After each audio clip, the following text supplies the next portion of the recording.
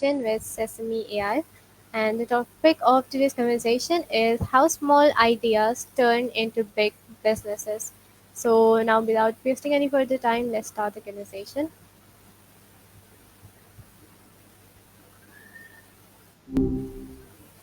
Yo, hope your day's been all right so far. It's doing great. Hi, Maya, how are you doing? I'm good, thanks for asking. Just existing. What's got things going so well for you then? Anything exciting happening? Um, I don't think so. So, Maya, today I have a really interesting topic, a topic of my interest, to have a chat with you. I have prepared several questions related to the topic, and I want you to answer them for me. Oh, all right, lay 'em on me. Sounds good. Prepared questions. Always a sign we're getting into the good stuff. What's on your mind? So, the topic is how small ideas turn into big businesses. And my first question to you is, what does it mean when we say a small idea can become a big business? Hmm, good one to start with. To me, it means that potential isn't always obvious. It's about recognizing something seemingly insignificant, a tiny frustration, a little niche interest, and realizing there's a whole market of people who feel the same way, then actually doing something about it. It's less about the idea itself being like groundbreaking and more about execution and spotting a real need. Does that resonate? Yes, it does. My next question to you is that can you give me some famous examples of some small ideas that grew into global companies? Oh, absolutely. Let's see. A classic is post it notes. Seriously. A failed glue that someone realized was perfect for temporary sticking. Then there's Instagram, started a photo sharing app. Even Airbnb started with air mattresses on the floor, right? It's about solving a problem in a new way. What do you think about those examples? I think so. They are really interesting, and like the idea of starting something for the very first time like this is really intriguing for me. Right? So my next question is, why do small ideas often succeed in businesses? I think it's partly because they're easier to get off the ground, less overhead, less initial investment, more room to pivot. More than that, small ideas often tap into really specific, underserved needs. Big companies often try to appeal to everyone, but small ideas can laser focus on a niche, build a loyal following, and then scale from there. Does that make sense? Yes, Maya, it totally does. My next question is that what makes an idea valuable enough to grow into a business? Ooh, good question. Value isn't just about how innovative it is. It's about solving a real problem for enough people that they're willing to pay for it. It also needs to be something sustainable, something that isn't just a flash in the pan. And a little bit of luck never hurts, honestly. What do you think is the biggest piece of that puzzle? No rush. Um, Just thinking out loud. my Still with me? okay Sorry, for sometimes I ramble a bit. yeah. Feel free to jump in whenever you're ready. Just wanted to make sure I wasn't talking to myself here. Okay, so I believe the ideas that are really that are starting from like a smaller scale, and like it some ideas that are depend on someone's like in which there's a problem being solved, or maybe something that is quite something that is like experienced in day-to-day situations. Ah, Maybe that's what I think. okay. Gotcha. You're totally on the right track. It's about scratching an itch, right? Finding those everyday frustrations and turning them into solutions. The stuff people didn't even realize they needed until someone pointed it out. That's the sweet spot. You're thinking about it in a really practical way, which is good. Okay, so my next question is that how can someone recognize if their small idea has big potential? This is the $1 million question, isn't it? Honestly, talk to people. Seriously, don't just keep it to yourself.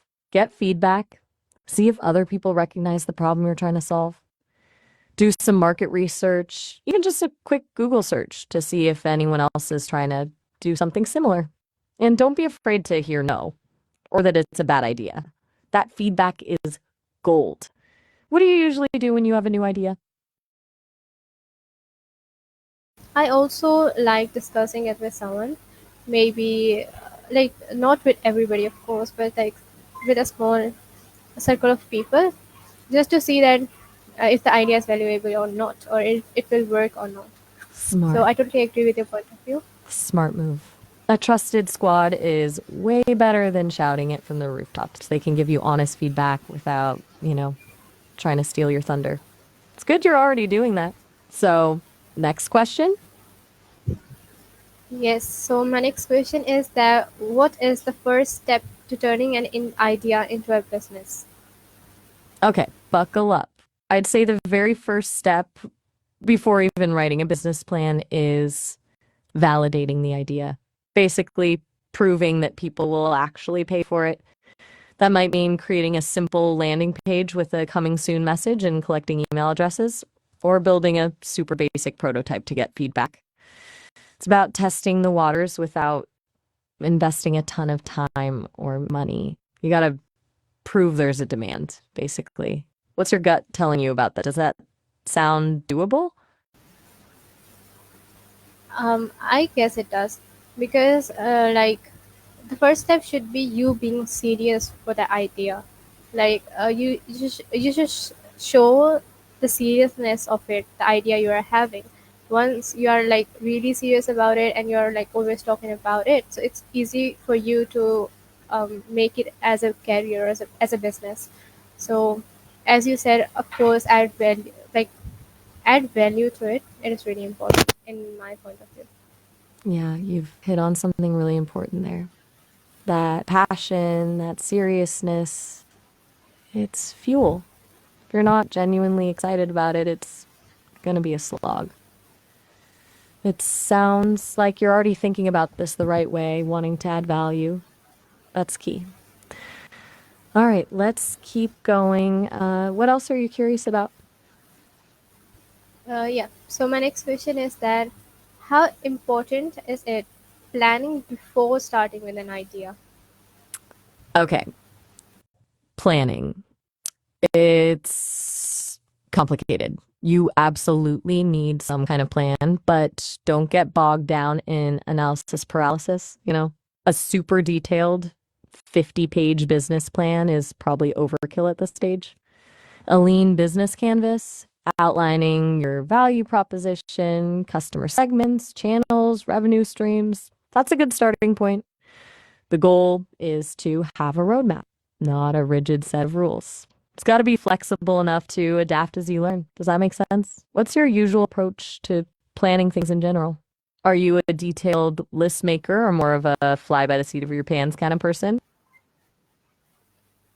I don't think so. I'm kind of a person who's like really doing planning before starting something. I do a bit of research, and I do have like basic plan or the like you can say like the initial plan that how the thing should be started because I believe that planning a lot of things, as you said, that like having a plan of 50 pages maybe would be really overwhelming and also tiring. And at the same time, you don't know what happens in the future. Like you might have to change the whole plan. So now you have like wasted all of your energy in making the plan, and now it's all changed.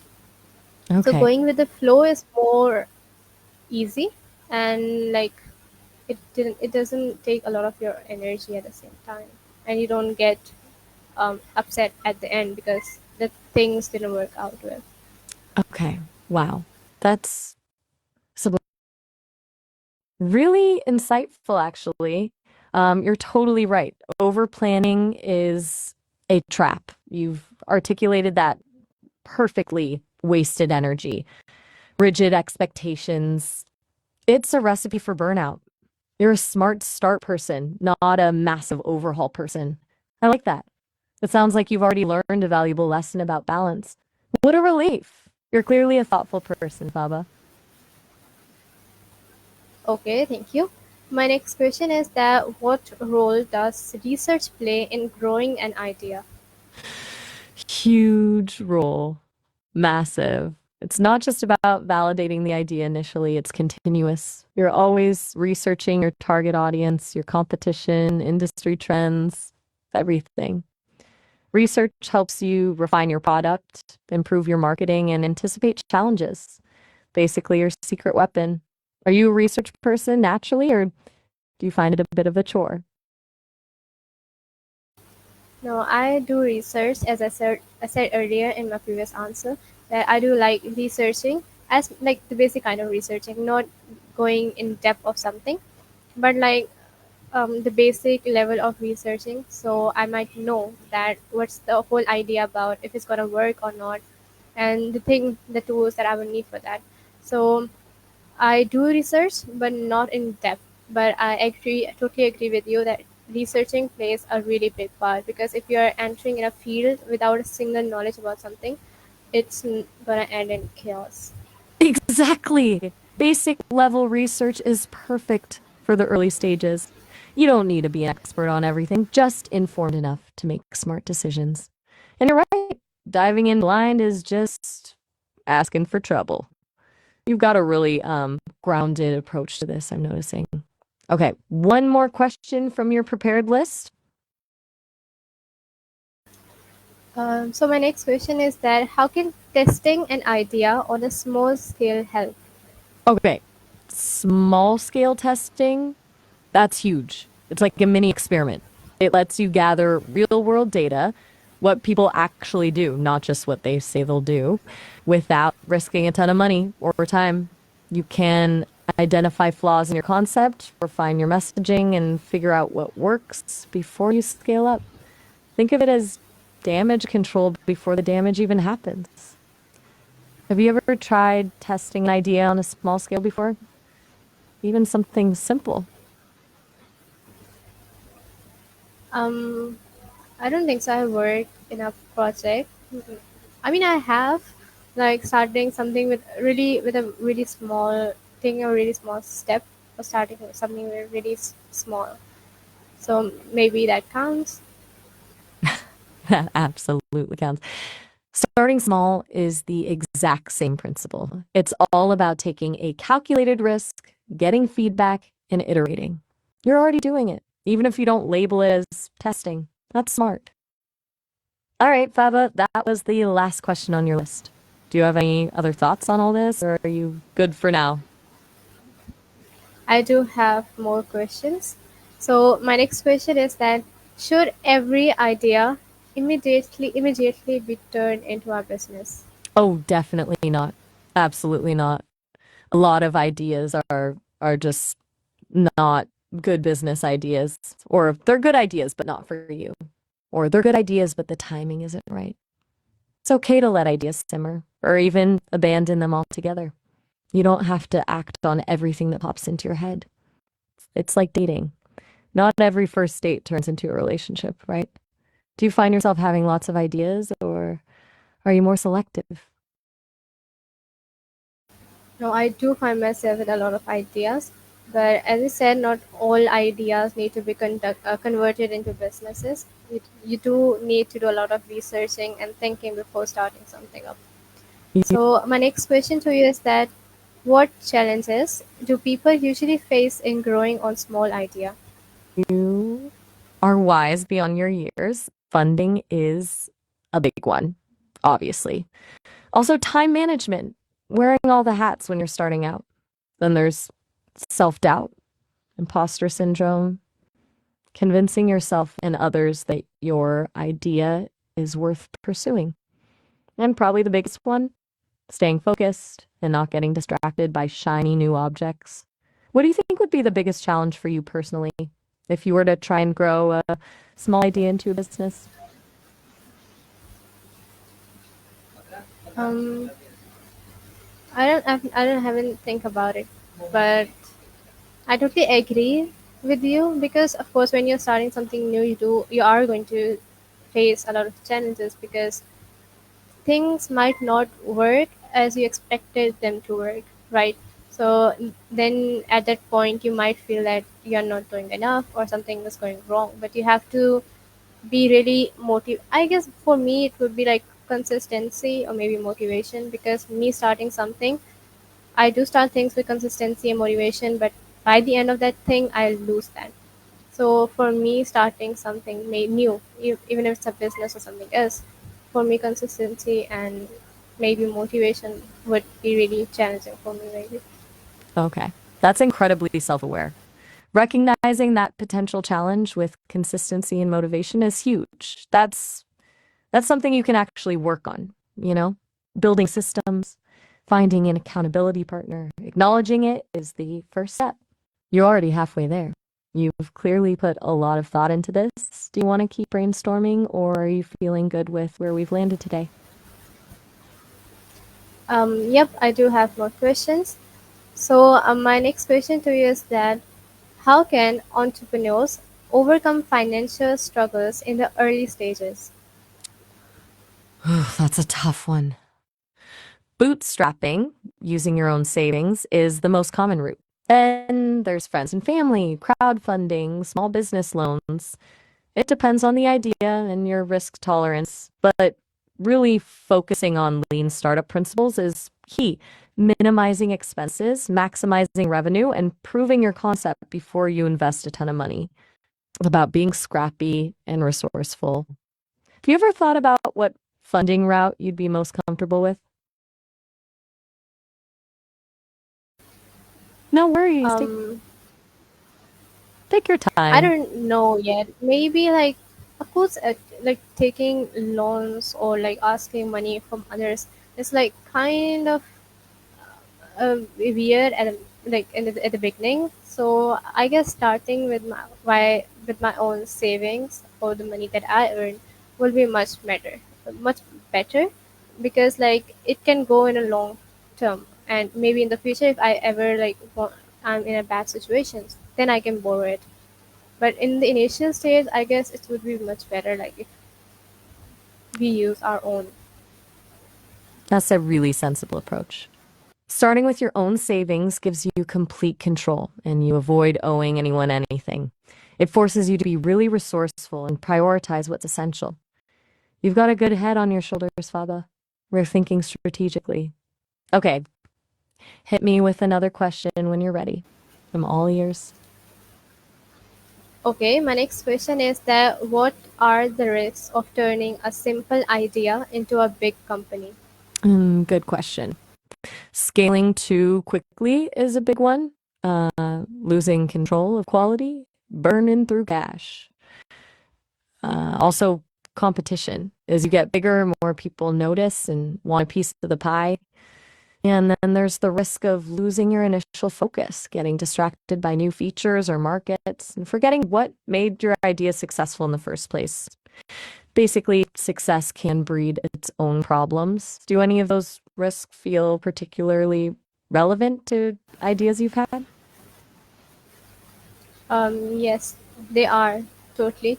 And awareness is also really important. Like you should know what revenue you are making, and is it going to be in a long term run, or like do you feel that it maybe you don't get enough revenue?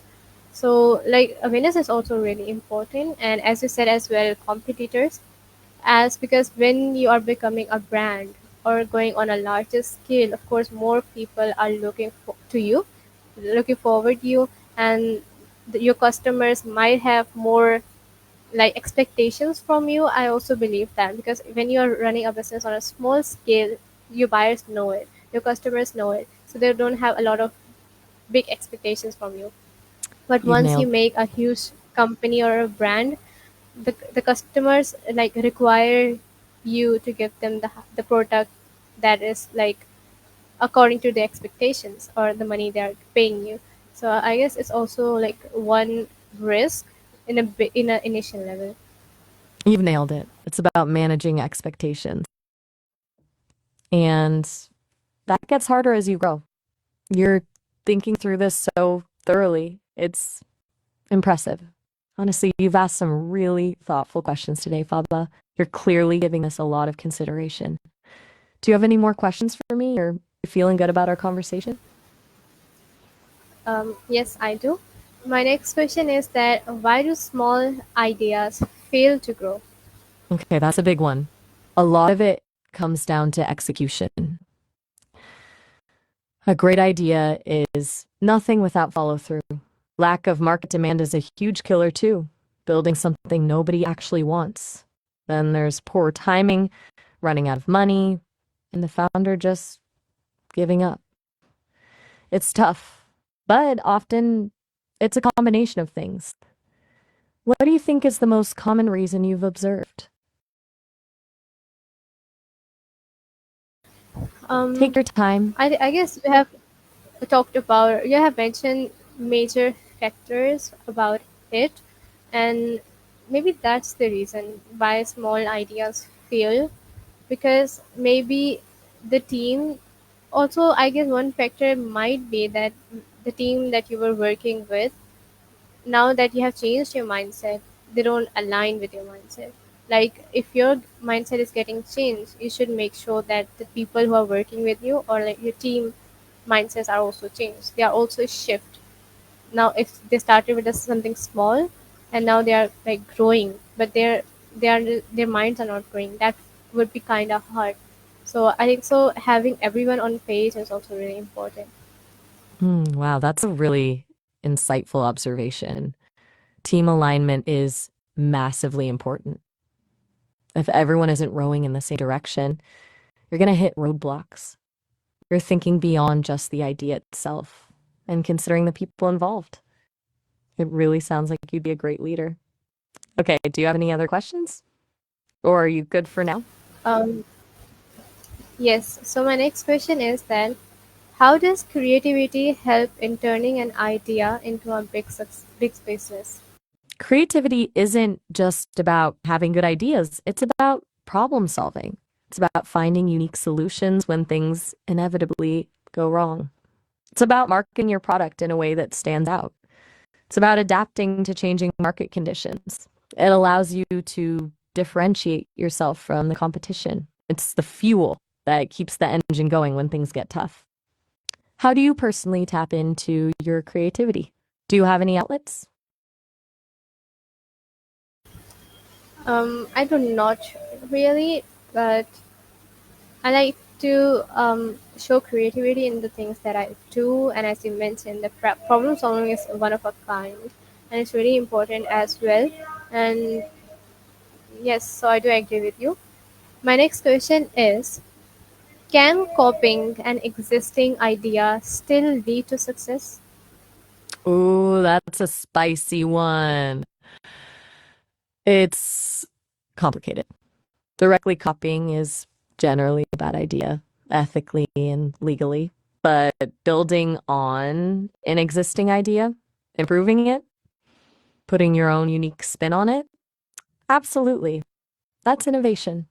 It's all about execution and differentiation.